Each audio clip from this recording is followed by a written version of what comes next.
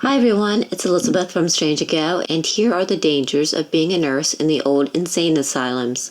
While I have written numerous articles about the old insane asylums that once populated the U.S. landscape, I also wanted to cover the dangers nurses faced in unregulated insane asylums during the 19th and 20th centuries.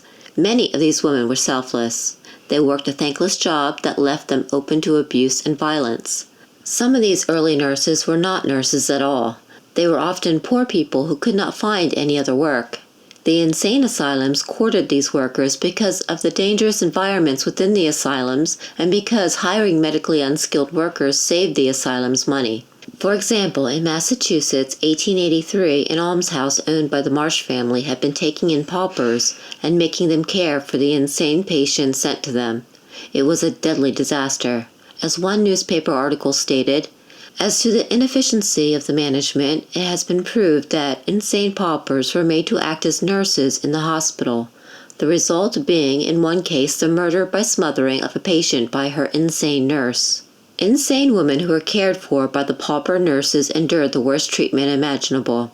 It was reported that several insane women were confined in solitary rooms, were provided with no clothing whatever, and given but little food, several narrowly missing death by starvation. When it came to bathing, it was said that the nurses made half a dozen people bathe in the same water. To be fair, things were not all that great for the pauper nurses either. When one of the pauper nurses died, the Marsh family sold their bodies to medical schools. A fake burial would be given for the nurse whose coffin was either empty or filled with bags of sand. Asylum nurses were also in danger of becoming insane. According to one popular theory in the early 1900s, insanity was contagious, like the flu or zombie bites. For example, in 1907, an insane asylum nurse at Kings Park Insane Hospital in New York, Nellie Halpin, was bitten by a patient. Shortly afterwards, the young woman showed signs of mental derangement. She was pronounced insane and sent to the psychopathic ward in the Bellevue Hospital. Ada Barker had been an insane asylum nurse in El Paso, Texas, but in 1902 she became a victim of robbery, and it was claimed she lost her senses after the ordeal. Having no immediate family in the area, the police placed the traumatized woman in the county jail until a judge could decide whether to wait until family arrived to claim her or simply send her to the insane asylum. According to the physicians who treated the woman after the robbery, Ada caught the crazy after being a nurse in an insane asylum and not because of the robbery. One doctor stated that 3 nurses out of 5 become the victims of mental disorder. This results from contact with insane people and its attendant sympathy and suggestion.